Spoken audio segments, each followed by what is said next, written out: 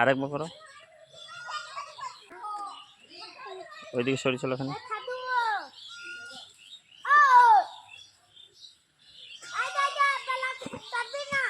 হুম, এ কোথায় শিখলে ব্যায়াম? কোথায় শিখেছো? আমি নিজে নিজেই শিখেছি।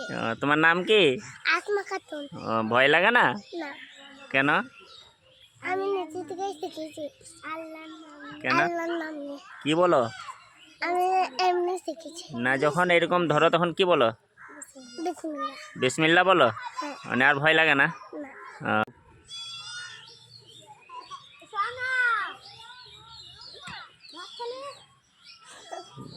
আরেকবার করো।